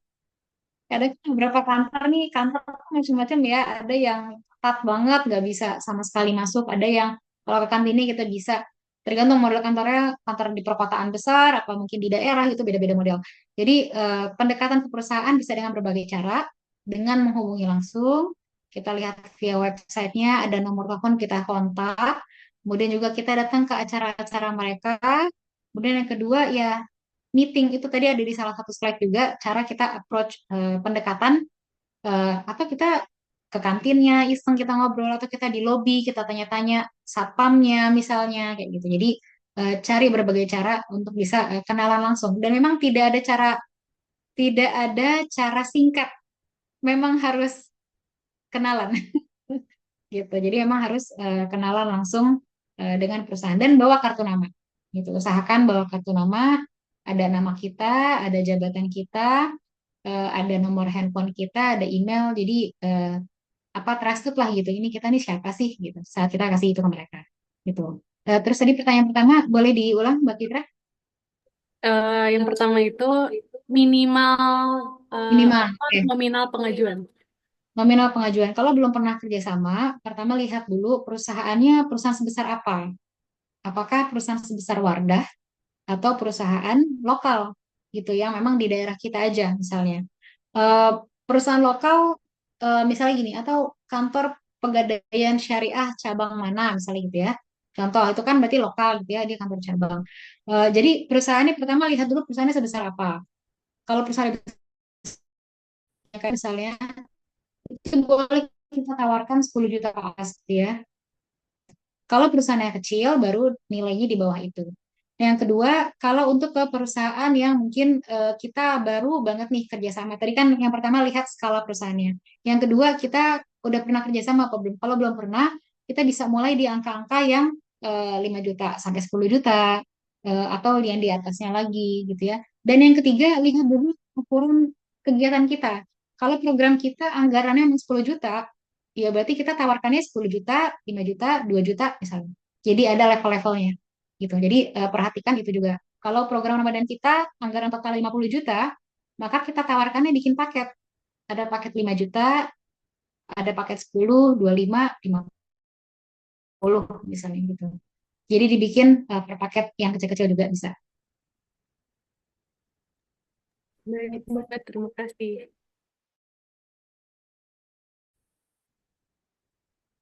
Ya, selanjutnya ada pertanyaan lagi di kolom komentar. Izin dibacakan ya, Mbak. Sebentar. Pertanyaannya dari Pak Edo, Muslim Peduli. Izin bertanya, Mbak Fisa, kalau lembaga kami bergerak di bidang pendidikan, bagaimana ya? Apakah bisa diajukan ke CSR?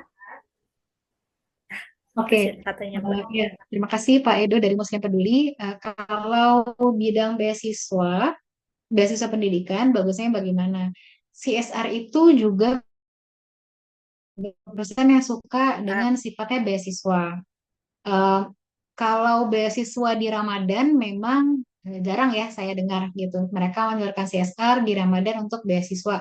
Itu jarang. Tapi kalau selama setahun penuh, perusahaan tetap bisa ditawarkan untuk program beasiswa. Apakah beasiswa pendidikan untuk santri, beasiswa pendidikan untuk anak yatim dan duafa misalnya gitu ya. Jadi secara umum beasiswa pendidikan itu program yang tetap disukai.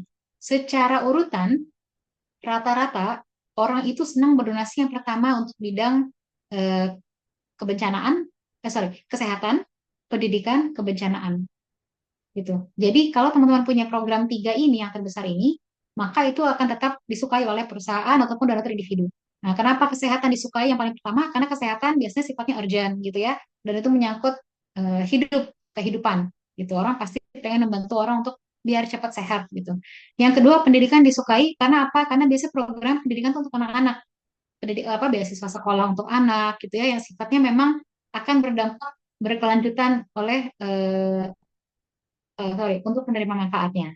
Jadi pendidikan itu biasanya ranking 2 atau yang paling banyak disukai. Yang ketiga kebencanaan karena memang sisi sosial orang kalau ada orang yang tertimpa, jadi paling itu apalagi kan yang yang di garis belum tentu eh,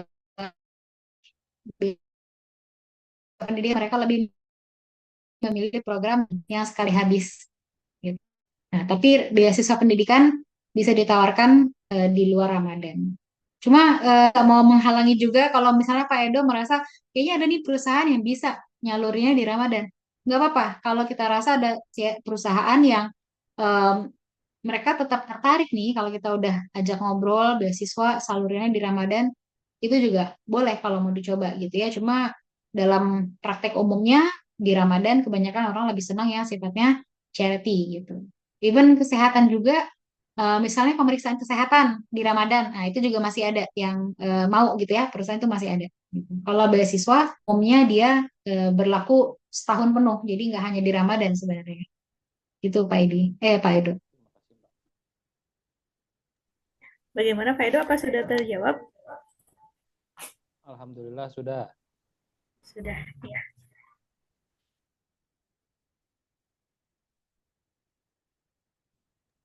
Ada lagi yang mau mengajukan pertanyaan? Sepertinya sudah cukup terjawab ya. Oke. Pak Yusuf Surya dari Yayasan Al-Marhamah. Ya, silakan Pak. Baik, Bismillah. Izin bertanya, Ustazah Hafiza, dalam menyusun proposal itu, apakah dalam proposal tersebut kita perlu mencantumkan target bantuan di Ramadan kita atau bagaimana, Ustazah? Itu pertanyaan pertama saya. Mungkin Oke, saya langsung, kalau boleh langsung dijawab, bisa saja. boleh. Masukan jawabannya di Ramadan kita. Jadi, tapi ditulisnya adalah bahwa kebutuhan untuk program Ramadan itu berapa nominalnya. Untuk program A, B, total berapa itu dimasukkan keseluruhan.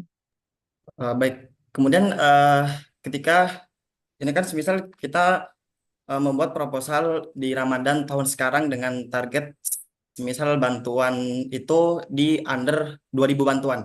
Kemudian di proposal Ramadan ke depan itu untuk kita menaikkan target bantuan itu dari mana ya Ustazah? Dari target bantuan awal karena kan target itu kan ada dua ya, target bantuan dan target capaian. Nah, semisal di eh, Ramadan sebelumnya target bantuan kita 2000, ternyata target capaian yang kita salurkan 4000 gitu. Nah, nanti di proposal Ramadan selanjutnya itu untuk itu di target capaian. Oke, ini menarik pertanyaannya. Jadi di target tahun lalu ditargetkan 2000, ternyata tercapai 4000 gitu ya. Apakah tahun ini ngikut target yang mana gitu? Kalau mau dinaikkan landasannya yang mana?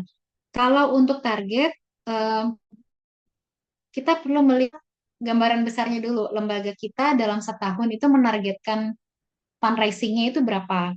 Rata-rata lembaga fundraising kenaikannya tiap tahun itu bisa sampai 10-30%. Itu secara umum dalam setahun dulu ya ngomonginnya.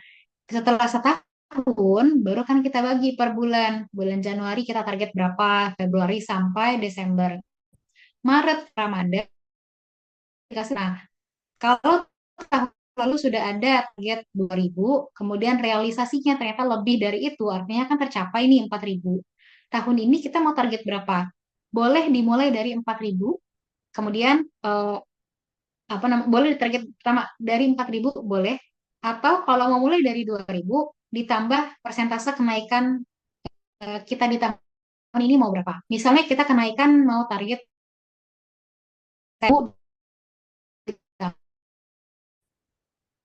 berarti di target tahun ini. Bisa juga kalau mau misalnya, oh, kayaknya kita optimis bisa nih kayak tahun lalu dapat 4.000. Boleh juga di target 4.000. Gitu. Jadi itu pilihan tinggal. Nah, jadi mau diambil 30% dari target atau ngikutin realisasi tahun lalu itu boleh. Baik, Ustazah. Terima kasih atas jawabannya. Kemudian terkait strategi, tadi kan Ustazah menyampaikan terkait strategi kita untuk pendekatan kepada corporate. Lah, strategi pendekatan kepada konteksnya kalau misalnya kita ingin kerjasama dengan masjid-masjid atau maupun apa atau ada strategi yang lain. Kalau kerjasama dengan masjid gitu ya, kalau masjid biasanya tidak se-strict corporate, itu satu. Karena pengurus masjid biasanya ya simpel-simpel aja lah pokoknya gitu kan. Cuma mungkin kalau ke masjid, konteksnya berarti apa nih, masjidnya menjadi donatur untuk yayasannya gitu ya. Atau mungkin lebih ke kolaborasi program. Oke, tapi kan masjid itu juga donasinya dari masyarakat di sekitar umumnya. Dan saya nggak tahu apakah kolaborasi program bentuknya apa dulu nih, karena orang yang berdonasi ke masjid umumnya niatnya adalah untuk operasional masjid, gitu ya, untuk bayar listrik, untuk bayar air, misalnya dan lain-lain, dan juga untuk kegiatan yang ada di masjidnya sendiri. Apakah masjid bikin kegiatan buka puasa bersama, gitu, ya, orang mau donasi untuk donasi buka puasa bersama di masjid, misalnya. Kalau bentuk kolaborasinya, programnya adalah buka puasa bareng. em, saya mungkin belum pernah dengar sih masjid menyalurkan lagi ke yayasan lain, kecuali misalnya kolaborasinya funding bareng antara yayasannya eh, Mas Yusuf dengan yayasan masjidnya sendiri. Kolaborasi tapi sifatnya uangnya dari masing-masing. Karena kayaknya jarang masjid itu mendonasikan lagi uang yang terkumpul di masjid. Karena biasanya langsung penyalurannya untuk masyarakat sekitar masjid juga atau untuk operasional masjid. Kalau yang Mas Yusuf ini berarti kolaborasinya seperti apa nih? Mungkin saya kurang lebih kurang tepat dalam menyampaikan mungkin yang disampaikan dari Ustazah Hafizah yang tadi adanya kolaborasi sama-sama lah. Jadi ada dana sendiri-sendiri nanti kita untuk mengalokasinya itu dalam satu kolaborasi itu. Kerja sama penyaluran kan berarti ya? Ya, Ya, penyaluran ya, ya. Biasanya penyaluran. itu bisa juga kerjasama penyaluran, cuma pasti fundingnya dari masing-masing. Dari masjid sama dari yayasan kita, biasanya gitu.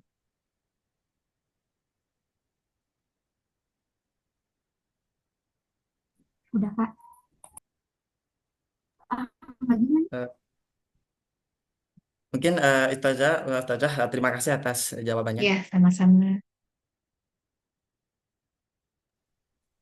Ya, terima kasih Kak Yusuf yang udah bertanya. Ada lagi teman-teman yang mau mengajukan pertanyaan? Oke, baik. Karena tidak ada yang mau bertanya lagi, mungkin kita simpulkan aja ya pertemuan kita hari ini. Jadi kalau kita mau bermitra dengan perusahaan tadi tuh kita harus tahu dulu ya Mbak ya perusahaan apa gitu. Terus yang cocok dengan program lembaga kita apa baru kita tawarkan gitu ya Mbak ya, untuk berkolaborasi seperti itu. Terus ada tahapan-tahapan juga ketika kita mau menjalin mitra dengan perusahaan gitu ya, supaya nanti Ramadan itu fundraising kita tuh nggak cuma kita jalan sendiri gitu ya, tapi kita bisa menggait perusahaan-perusahaan besar karena itu akan membantu untuk branding perusahaan dan branding lembaga kita gitu, kayak gitu, seperti itu. Baik, kalau misalnya tidak ada pertanyaan lagi, mari kita sama-sama tutup webinar kali ini dengan sama-sama mengucapkan hamdalah. Alhamdulillahirrahmanirrahim. Terima kasih banyak Mbak Hafiza udah sharing-sharing di Sosial Academy. Kita jadi dapat banyak dapat banyak insight gitu ya. Terus penjelasannya apa ya, mudah dipahami gitu kalau saya tadi menyimak. Seperti itu. Mudah-mudahan nanti kita bisa silaturahim lagi sama Mbak Hafiza. Tadi ada yang request ya, yang ngebahas tentang cara bikin proposal CSR gitu katanya Mbak. Mudah-mudahan nanti kita bisa ada kelas berikutnya gitu ya untuk membahas itu. Baik, terima kasih teman-teman yang sudah bergabung. Saya mohon maaf apabila ada kesalahan. Sampai bertemu di Sosial Academy berikutnya dengan tema masih seputar Ramadan. Kayak gitu. Ya, kepada Mbak Hafiza kami ucapkan terima kasih. Terima kasih banyak teman-teman dari Social Academy dan teman-teman semua yang sudah ikut sesi pagi ini. Semoga bermanfaat materinya. Insya Allah ketemu lagi ya di kegiatan berikutnya dan di sosial media juga. Ya, ya sebelumnya izin Mbak, iya, kita dokumentasi dulu ya. Teman-teman operator udah siap. Maka teman-teman boleh buka on cam ya. Kita dokumentasi dulu. Terus nanti boleh teman-teman share di Instagramnya, di media sosialnya gitu, dan jangan lupa tag Sharing Academy, Sosial Academy. Mohon maaf. Ya gitu. Udah siap teh? Oke, dalam hitungan 3 semuanya bisa senyum ya. 1, 2, 3. Sekali lagi. 1. Bantu screenshot.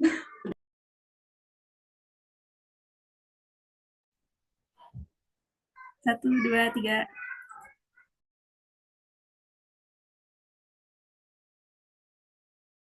Maaf, 1 halaman lagi ya. Boleh semuanya? Siap-siap dulu. 1, 2, 3.